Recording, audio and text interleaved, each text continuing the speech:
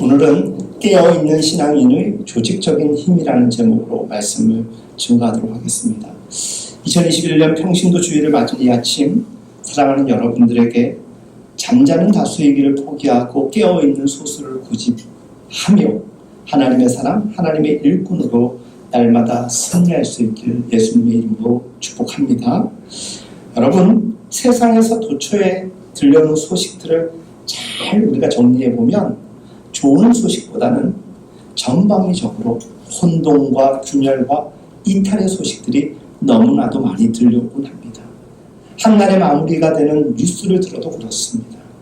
좋은 소식, 복된 소식보다는 꼭 듣고 싶지 않았던 것만 골라서 뉴스로 보내는 그 정도로 심각한 사회적 상황에 우리는 당면해 있습니다. 이런 때에 주님이 오시는 그날까지 이 땅의 소망이 되는 최후의 보루는 깨어있는 신앙인의 조직된 힘이라는 내용을 가지고 오늘 말씀을 전하고자 하는 것입니다. 분열과 다툼이 난무하는 이 나라의 사정과 비슷한 성경의 역사가 있습니다. 또한 자기의 의견만이 옳다고 여기는 오늘 우리 시대와 같이 아주 비슷한 성경의 역사가 있습니다. 바로 구약의 사사시대입니다. 사사시대의 특징은 모든 사람들이 각각 저마다 자기의 소견에 옳은 대로 살았다라고 기록하고 있습니다. 믿음은 하나님의 말씀대로 살기 위해서 하나님의 말씀이 자기 삶을 통하여서 인카네이션, 성육신, 말씀이 삶이 되는 그 변화를 통하여서 하나님 말씀 앞에서 그 말씀을 받아들임으로 나를 부정하는 것이 하나님을 믿는 사람들의 모습입니다. 내 의지, 내 생각, 내가 가지고 있는 고정관념이 아니라 하나님의 말씀과 성령이 내게 부어주시는 은혜 안에서 새로운 존재로 살아가기 위해서는 이전 삶이 부정돼야 한다면 기꺼이 자기를 부정할 수 있어야 된다는 것이죠. 그런데 자기 소견에 옳은 대로 살아가는 삶의 원천이 우리에게 있다면 그것이 자기 욕망입니다. 그 욕심을 버리지 못해서 우리는 집착할 때가 얼마나 많은지 모릅니다. 자기 욕망대로 자기 소견에 옳은 대로 사는 것은 결과론적으로 하나님 앞에서 자기 부인이 아니라 자기 강화의 삶이 되는 것입니다. 점점 마음이 굳어지는 것이죠. 그 대표적인 예가 오늘 우리가 함께 나눌 말씀 이전에 기록되어 있는 사사기 17장에 기록되어 있습니다. 여러분, 팔레스틴, 쉽게 얘기해서 그냥 이스라엘이라고 생각하십시오. 그 팔레스틴 중부 지역의 에브라임 산지에 오늘 성경 말씀은 미가라는 사람이 살았다라고 증거하고 있죠. 그 미가라는 사람 집에는 신당, 신을 모시고 있는 곳을 두고 있다. 신당이 있었다라는 것입니다. 그 신당 속에는 어머니가 만들어주신 신상이 안치되어 있었습니다. 놀랍게도 그 어머니도 그리고 그 아들 미가도 이교도도 아니고 이방인도 아닌 그들 모두가 선민이라고 여기는 유태인이었다는 것이에요. 유태인인데 그들의 가정에 지금 신상이 있었다라는 이야기입니다. 그들이 만든 신상을 통하여서 심지어 하나님을 형상화한 우상을 보이는 물체로 두고 있었다는 것입니다. 그뿐이 아니었습니다. 당시 제사장들이 공식으로 제사 때 입었던 에봇이라는 옷이 있었습니다. 그 에봇 또한 비치하며 그것이 마치 그들에게 주는 복이라고 여기는 모습까지 그들은 나타냅니다. 기드온 시대 이후에 그 에봇이라는 옷은 신성시되어서 사람들의 경배의 대상이 되었습니다. 쉽게 얘기해서 목사 가운이 사람들의 복의 하나의 경배의 대상이 되어서 제사장도 아님에도 불구하고 제사장의 가운을 이 에봇을 집에 각자가 보관하는 일들이 펼쳐지고 있었다는 것입니다. 그뿐만이 아닙니다. 당시 팔레스틴 사람들의 집집마다 자기 집을 수호해 준다는 의미로 수호신 우상을 하나씩 두었는데 그것 또한 미가의 집에 있었다. 그런데 여러분 다시금 말씀드립니다. 미가도 그의 어머니도 민족이 어디다? 유태인이었다는 것이죠. 그래서 미가 집에는 하나님을 형상화한 우상도 있었고 신격화된 에봇이라는 옷도 있었고 그리고 자기 집을 지켜준다라고 여겼던 드라빔이라는 우상도 설치되어 있었던 것입니다. 하나님을 믿는다, 하나님을 경배한다는 사람들이 엉뚱한 것까지도 그들의 신앙 안에 혼합시키고 있었다는 것입니다. 여러분들, 미가는 12지파 가운데서 에브라임 지파에 소속된 사람이었습니다. 자기 아들도 두말할 것 없이 에브라임 지파였겠죠. 미가는 그 신당에 그런 신상들을 안치하고 자기 아들 중에서 한 명을 골라서 제사장으로 삼았습니다. 그리고 그 아들이 제사를 집례하도록 하였습니다. 매일 아들과 함께 신당에서 예배를 드립니다. 제사를 드렸다는 것이에요. 자기 딸은 하나님께 제사를 잘 드리며 아들이 집전하는 그 예배를 통하여서 하나님께 영광 돌린다 생각했겠죠. 그런데 그 마음에 좀 뭔가 모르는 찜찜함, 미흡했던 것이 느껴졌던 것입니다. 그런데 어느 날 성경에 나와 있는 것처럼 미가의 집에 한 떠돌이 청년이 방문하게 됩니다. 그 떠돌이 청년은 어딘가 정착하지 못해서 여기저기 떠도는 방황하는 청년으로 보였습니다. 이 청년을 만난 미가가 묻습니다. 당신은 어느 지파 사람이냐고 물었습니다. 그랬더니 이 청년이 놀랍게도 나는 레위 지파 사람이다 라고 이야기를 합니다. 성경에 보면 레위 지파는 제사장 그리고 교회 성소에서의 일을 전담하는 지파들이죠. 사람들이지 않습니까? 그 말을 듣고 미가는 쾌재를 부르는 것입니다. 왜? 뭔가 찜찜하고 미흡하다고 여겼던 제사장직에 대하여서 이제는 아들에게 주었던 그 역할을 그에게 부여하고 싶었던 것입니다. 그래서 그 직석에서 미가는 아무것도 그에 대해서 확인되지 않았음에도 불구하고 그 사람의 말, 무슨 말? 나는 레위 사람이다 라는 그 말만 믿고 그에게 프로포즈를 합니다. 내가 너에게 1년 밤낮으로 숙식을 제공하겠다. 그리고 1년 연봉으로 지금으로 따지면 별것 아닐 수 있는데 은 10량을 주겠다. 그리고 심지어 의복까지 맞추어 주겠으니 너 우리 집에서 제사장 하겠니? 라고 묻습니다. 당시 의복은 제사의 수준으로 높이 평가되었습니다. 그래서 의복을 전당포에 전당 바피고 한 일들이 부지기수로 일어났습니다. 영적으로 혼탁의 시대였고 물질적으로 굉장히 어려운 시대였다는 것을 우리에게 비추는 장면인 것이죠. 사실 너무나도 안타까운 것은 미가는 그 청년이 레위인이라는 것만을 확인했을 뿐입니다. 그가 제사장의 훈련을 받았는지 그가 자격을 갖추고 있는지 그리고 그의 신앙의 수준이 어느 정도고 율법을 해석하는 수준이 어느 정도인지 전혀 체크하지 않았습니다. 요즘으로 따지면 그냥 외모 스펙만 본 겁니다. 좋은 학교 나왔네? 볼 것 없는 겁니다. 그 사람을 스카웃하게 됩니다. 떠돌이 청년에게는 이보다 더 좋은 프로포즈 환경이 없는 것이에요. 떠돌던 방황하는 청년 아니었습니까? 역시나 이 청년은 그것을 즉각 수락하게 됩니다. 떠돌이에게 1년 연봉을 제공합니다. 숙식을 제공합니다. 에봇 한 벌까지 지급한다고 하니 이보다 큰 혜택과 연봉이 어디서 제공될 수가 있었겠습니까?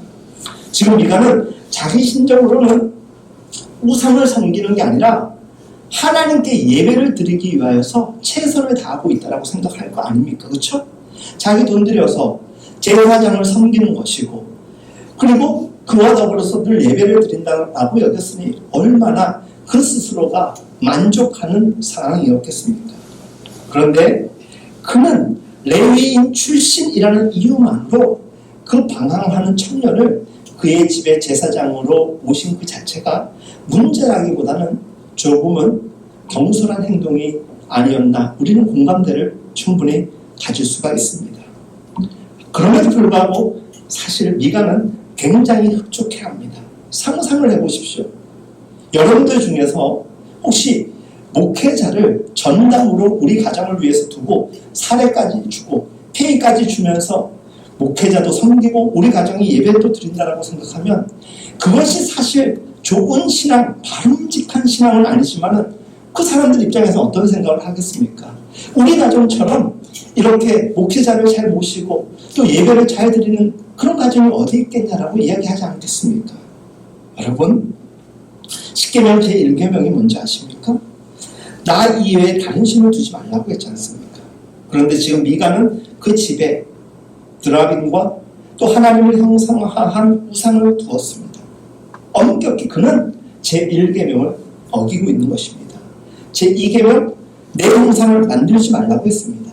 시간과 공간을 초월하신 하나님을 제한적 공간과 형상에 집어넣을 수 없다는 것입니다. 그래서 하나님을 만들지 말라는 것입니다. 그 형상을 어떤 경우에도 물체가 되었던 어떠한 보이는 것으로 우리는 규정할 수가 없다는 것인데, 그는 분명히 어머니와 더불어서 또 그의 당대에 우상을 만들고 있었던 것입니다. 심지어 하나님의 형상이라는 이름으로. 여러분, 젊은 제사장은 자기가 받는 연봉에 걸맞게 행동했겠지요. 그렇죠? 최선을 다하지 않았겠습니까? 본 것이 있었을 것입니다. 레위 지파나 보니까 어릴 적부터 들은 게 있고 본 게 있을 거 아닙니까? 그냥 그대로 따라하는 겁니다. 목사로서 정확한 진급 과정과 또 공부를 하지 않았음에도 불구하고 요즘에 여러분들 굉장히 빠르게 속성으로 목사되는 코스가 6개월 정도면 받는다고 하지 않습니까? 그래서 서울에 가면은 그 사랑 모 교회 전 무슨 목사님이 그러잖아요. 정말 이 시대에 필요한 목사들을 내가 만들겠다고 하면서 6개월 코스면 된다고. 그게 S 무슨 방송에서 뉴스에까지 나왔습니다. 그때나 지금이나 올바른 코스를 겪지 않고 배우지 않은 목회자와 제사장들이 많이 있었다라는 것이 공통점이겠죠. 여러분, 사사기 17장 13절에 이런 기록이 있습니다. 잘 들어보십시오. 이 미가가 이르되 레위인이 내 제사장이 되었으니, 그 청년이 제사장이 되었으니 이제 여호와께서 내게 복 주실 줄을 내가 아노라. 자기가 제사장을 세웠으니까 이제 그 제사장이 나에게 복 준다라는 거예요. 그가 진짜인지 가짜인지 그의 스펙만으로 모든 것을 쉽게 간주해버린 것입니다. 여러분, 제사를 드리는 것, 예배를 드리는 것, 자기 마음으로는 감동을 받고 복 받았다라고 감사할수록 사실 잘못된 예배의 모습을 통하여서 우리는 하나님과 가까워지는 것이 아니라 점점 멀어질 수 있다는 것을 꼭 기억하십시오. 잘못된 주술적 기도가 온갖과는 전혀 상관없이 하나님께 도리어 죄가 될 수 있다는 것. 그래서 한마디를 하더라도 하나님이 원하시는 기도, 들으시는 기도에 우리는 신경을 써야 되는 것입니다. 어떻게 미가가 그런 또돌이 레위 청년을 자기의 영적 아비로 그리고 자기 집 제사장으로 삼을 수 있었겠습니까? 어떻게 그런 사실은 수준 미달의 사람일 수 있습니다. 제사장 삼고 그 제사장에게 참여하고 하나님의 복을 받았다라고 믿는 그 신앙이 어찌 정상적인 믿음이라고 볼 수 있겠습니까? 근데 여러분들, 우리가 하나 발견하게 되는 것이 있겠죠? 어떤 것일까요? 그 미가의 신앙적 수준이나 그 제사장의 영적 수준이랑 다를까요? 같을까요? 같은 거예요. 그 수준이 그 수준인 거예요. 그 사람이 제대로 된 제사장이었으면 그렇게 방황하며 떠돌아다녔겠습니까? 그 미가가 제대로 된 신앙인이었으면 그런 사람을 신분도 제대로 확인하지 않고 단순한 대화 한마디로 자기 집의 제사장으로 모실 수가 있었겠습니까? 아닙니다. 오늘 우리 시대 교회는 목사와 성도가 있습니다. 종교 지도자와 함께 신앙하는 사람들이 있습니다. 그 누구도 신분의 개념에서 높낮이가 있는 게 아닙니다. 저도 어느 순간에는 이 자리에 앉아서 예배에 참여하며 말씀을 들을 수 있고, 목사뿐만이 아니라 여러분들이 기도를 많이 하고 말씀 연구를 철저히 하셨다면 여러분들조차도 이 자리에서 말씀을 전할 수가 있습니다. 각자의 역할이 다를 뿐, 지금은 제가 이 포지션에서 예배를 집례하고 말씀을 전하는 것입니다. 여러분들에게 하나님이 원하시는 일이 있습니다. 여러분들을 통하여서 교회에 지체된 여러분들이 하셔야 될 일들을 하나님이 분명히 주셨다는 거예요. 그것을 발견하는 것이 중요합니다. 미가는 지금 자기가 제사장의 역할을 한 것이 문제가 아니라 자기가 잘못된 기준으로 목회자를 섬기는 그 자체가 죄가 되었던 것이었습니다. 돈을 멀리할 사람이 어디 있겠습니까? 돈의 유혹에 강한 사람이 어디 있겠습니까? 옳거니 나에게 먹고 자고 나의 의무를 해결해주고 나에게 이만큼의 혜택을 주는 사람이 어디 있나? 덥석 물었던 것이죠. 오늘 우리 시대도 목회적 자리의 사이즈만 보고 그곳을 쫓아가는 목사들이 참 많습니다. 그리고 그 큰 교회에 가가지고 예배하면 자기 신앙도 큰 줄 압니다. 물론 저같이 작은 교회, 개척교회 목사가 이런 말 할 자격 없습니다. 큰 교회는 정죄받아 마땅하고 작은 교회는 건강한가? 그건 또 아니지 않습니까? 사랑하는 여러분, 이렇게 제사장을 잘못 두었다라는 것, 목회자를 잘못 두었다라는 것, 잘못된 수준에서 신앙생활을 한다는 것이 얼마나 위기인가에 대하여서 이어진 말씀을 통하여서 우리가 보게 되는데 그것이 오늘 본문의 말씀입니다. 여러분들 성경에 12지파가 나오는데 단지파는 땅을 분배를 받지 못합니다. 그들은 여전히 그들이 유할 땅을 찾고 있었습니다. 그래서 단지파는 자기들이 팔레스타인 가나안 땅 중에서 정착하여 살 땅을 찾고 있었습니다. 그래서 단지파의 중심부, 수뇌부가 5명의 정탐꾼을 보냅니다. 그들의 민족이 유할 땅을 찾던 중에 에브라임 산지를 지나갑니다. 그런데 그때 마치 누구의 집을 지나가게 됐냐? 오늘 성경에 나와 있는 미가의 집을 지나게 됩니다. 그곳에서 밥 한 끼를 얻어 먹으면서 주변을 둘러보니까 아니 멋진 신당도 있는 거예요. 거기에 신당에는 아주 대단한 예술품처럼 멋진 신상들이 있는 것입니다. 심지어 아주 외모가 준수한 제사장마저도 레위인이 거기에서 예배와 신앙을 이끌고 있었다는 것이 그 5명의 정탐꾼들의 눈에 쏙 들어온 거예요. 그 마음에 두었던 거예요. 그리고 그곳을 떠나게 됩니다. 그리고 그들이 북쪽 땅을 탐지하다가 성경에 나와 있는 것처럼 라이스라는 땅을 보고 이 땅에 우리 민족이 정착해야 되겠다. 그래서 그들이 다시 단지파가 유하고 있는 땅으로 돌아가게 됩니다. 가서 보고를 합니다. 그들의 지도자들에게 보고를 합니다. 에브라임 산지 북쪽 땅에 가보니까 라이스라는 땅이 있는데 그 땅에 우리 민족이 유하면 될 것입니다. 했더니 그 민족의 지도자들이 칼을 든 600명의 용사 보내서 그곳에 가서 혹시 지금 유하고 있는 현지민들이 있다면 그들을 다 제거해버리고 우리가 살 수 있도록 안정된 기반을 닦고 오라고 명하게 됩니다. 이제 5명의 정탐꾼과 600명의 그 용사들이 다시 어디로 가고 있습니까? 에브라임 산지로 가는 것입니다. 에브라임 산지로 가는 중에 또 어디에 들렀을까요? 미가의 집에 들리게 됩니다. 그런데 제가 아까 말씀을 전할 때 이렇게 표현을 했죠. 그 5명의 정탐꾼이 그 마음에 눈에 누구를 담았다? 그 레위 제사장 젊은 청년을 눈에 담은 것이에요. 그리고 그 아름다운 신상을 눈에 담은 것이에요. 지나가면서 그들이 그 집에서 이렇게 이야기를 하는 것입니다. 하나님의 신상 에봇 드라빔 그것을 가져가야겠다는 생각을 하게 된 것이에요. 그래서 그것을 불문묵직하고 그냥 가져오게 됩니다. 이것을 우리는 탈취 도둑질이라고 하는 것이에요. 그때 청년 제사장이 그 정탐꾼들에게 이렇게 나와서 얘기하는 거예요. 화가 나죠. 왜?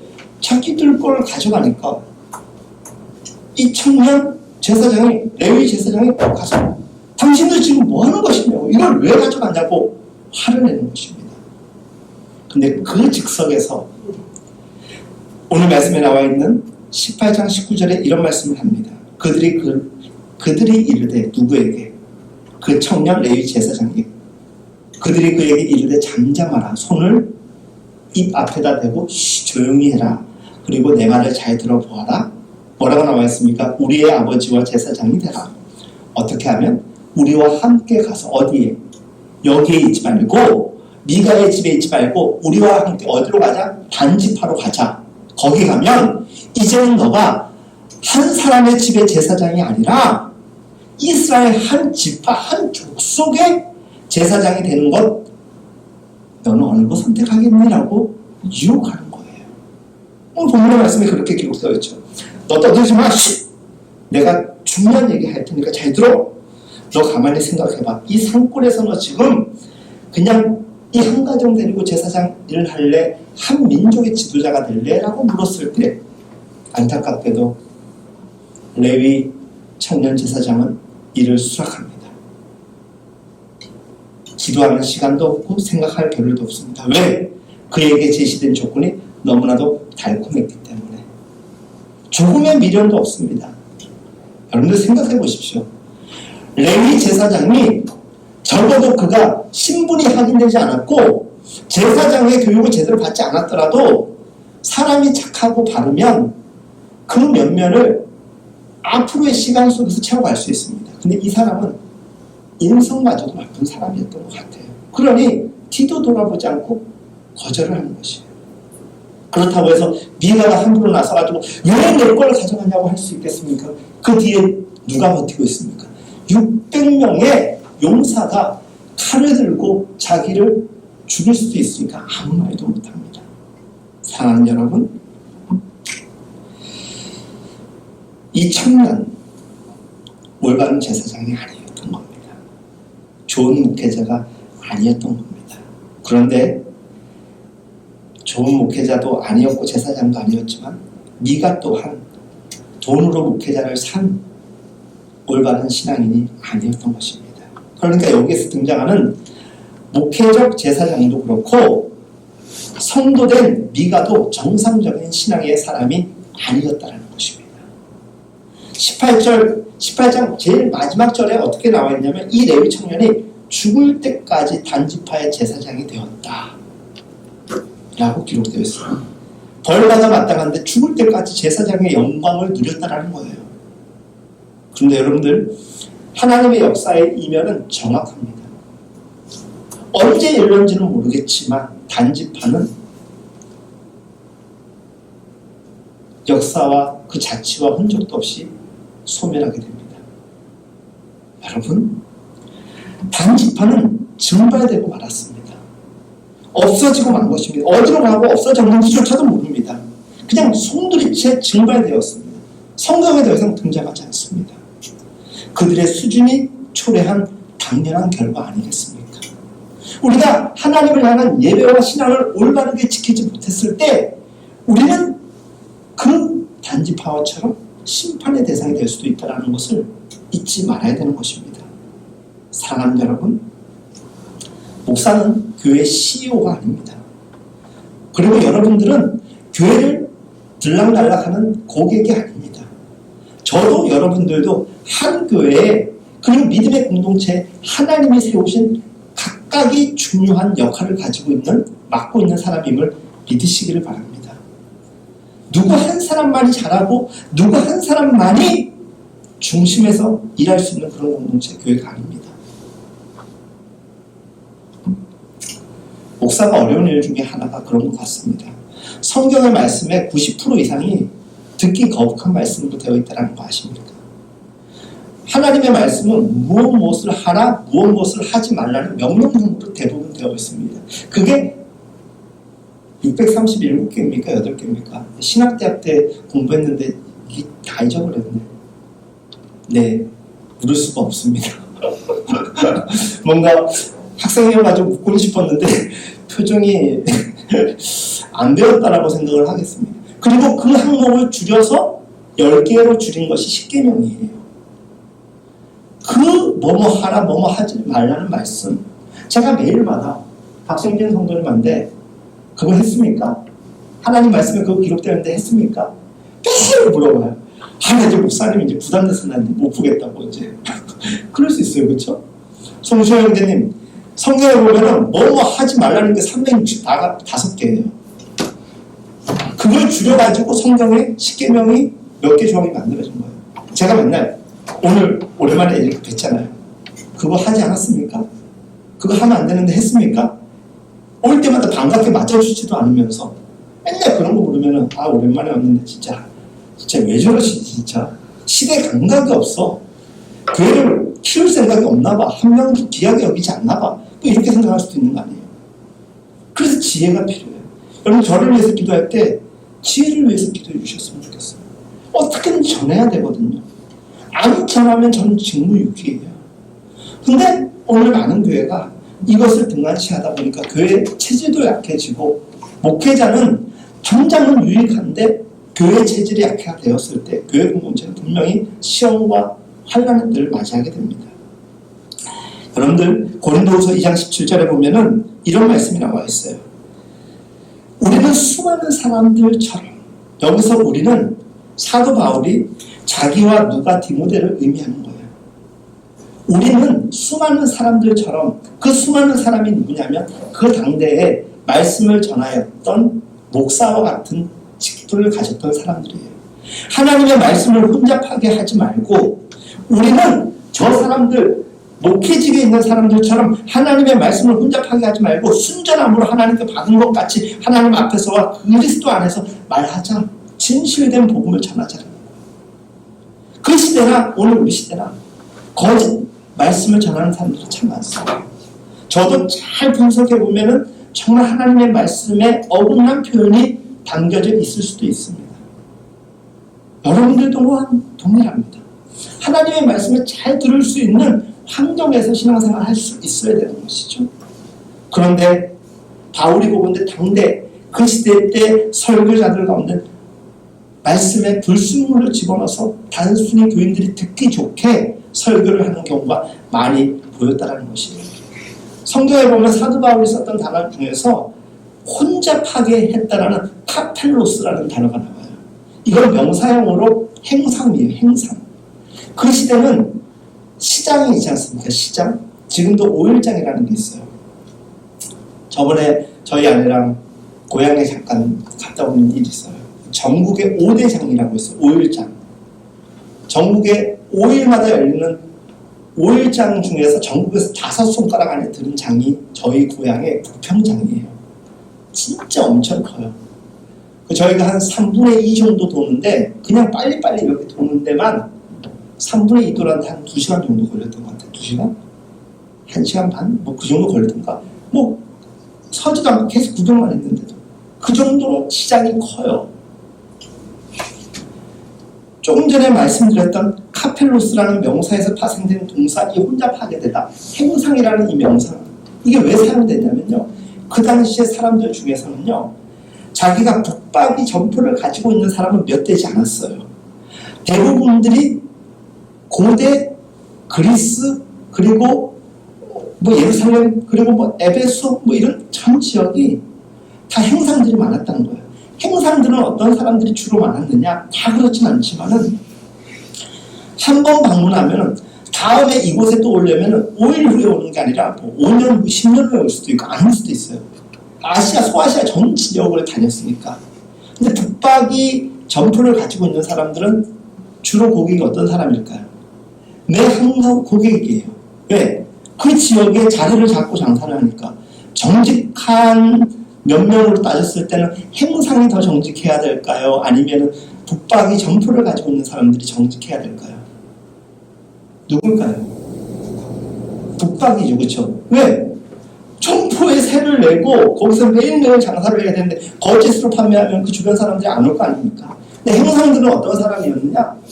오늘 오고 다시는 안 올 수도 있으니까 포도주를 팔더라도 포도주에 불순물을 좀 넣고 아니면 물을 좀 섞고 거기에다가 달달달달하게 하는 뭔가 첨가제를 넣어가지고 가짜 포도주, 진짜 포도주가 아닌 것을 유통시켰던 거예요. 왜? 오늘 제가 벌어서 팔면 다음에 안 오면 되니까. 그런데 이 행상이라는 이 카펠로스라는 단어를 목회를 하고 설교를 전하는 그 시대 거짓 말씀 대언자들을 향하여서 사용했습니다. 그냥 오늘 며칠로 족한 말씀 전하는 거. 우리가 길게 봐야 되는 것이죠. 영원한 하나님의 나라의 백성밖에 길게, 교회의 구조도 길게, 우리 생명도 길게 본다면 오늘로 족한 말씀이 아니라 늘 우리가 함께 할 수 있는 그 말씀을 변함없이 성경의 기준과 원칙에 둬서 우리가 함께 듣고 나눠야 되는데 그렇지 못했다라는 것입니다. 사랑하는 여러분, 한국교회가 좀 더 하나님 앞에 신실하게 진실하게 거룩하게 되기 위해서는 미가와 같은 그런 구조로서 평신도가 자리 잡으면 안 됩니다. 그리고 레위 제사장처럼 그런 거짓 설교자, 목회자가 더 이상 양성되면 안 됩니다. 각자의 역할에서 하나님의 영광을 나타낼 수 있도록. 그런데 성경에 보면 예수님께서 베드로와 안드레를 부르실 때 내가 너를 사람을 낳는 어부가 되리라 하셨죠. 그렇죠? 근데 우리나라 말 성경에는 사람을 낳는이라는 말로 되어 있지만은 원전에는 그냥 만들다라고 나와 있어요. 예수님께서 제자를 삼을 때 그 당시에 수많은 율법학자들, 서기관들이 있었을까요? 없었을까요? 있었죠. 그럼 예수님이 보다 빨리 효율적으로 사역을 하려면 말씀에 대해서도 좀 알고 하나님에 대해서 연구한 사람을 찾았어야 되는 거 아닙니까? 그런데 그냥 갈릴리에서 고기 잡는 사람들, 평범한 사람들을 데리고 사역을 했다는 이유는 무엇일까요? 그 시대에 말씀을 공부하고 율법을 연구했어도 거짓 행하는 사람들, 전하는 지식인들이 많았다는 거예요. 그냥 차라리 예수님은 아무것도 모르고 신앙이 좀 없어도 원석과 같은 사람을 찾은 거예요. 하나님이 조각하면 되니까. 그래서 내가 너를 사람을 만들겠다. 사람을 만드는 것을 더 넘어서서 너를 통하여서 하나님의 나라를 세울 증인들을 내가 만들어 가겠다고 이야기한 것입니다. 여러분들 지식인들은요 머리로 하면 되는 거예요. 말로 몇 마디로 끝나요. 어부는 자기 손으로 기버야 되고요. 자기 손으로 수고해야 돼요. 자기 말로 몸으로 해야 돼요. 그리스도인의 삶이 왜 어렵냐? 왜 봉사와 섬김, 왜 평신도의 삶이 어렵냐? 몸으로 봉사해야 될 때가 많거든요. 말 몇 마디로 생각으로 그냥 기도만 할 그런 일이 아니거든요. 2000년 전에 우리를 위하여서 뼈가 으스러지기까지 우리를 위하여 십자가에서 사람을 보여주신 그 예수님을 닮아가는 우리라면 이 시대에 예수를 믿는 것은 결코 쉽지가 않습니다. 설교의 마무리를 하고자 합니다. 여러분, 저는 오늘 여러분들에게 말씀의 제목으로 깨어있는 신앙인의 조직적인 힘이라는 말씀을 전하고 있습니다. 우리 신앙인들이 잠자는 다수의 길을 포기하고 깨어있는 소수가 되어야 됩니다.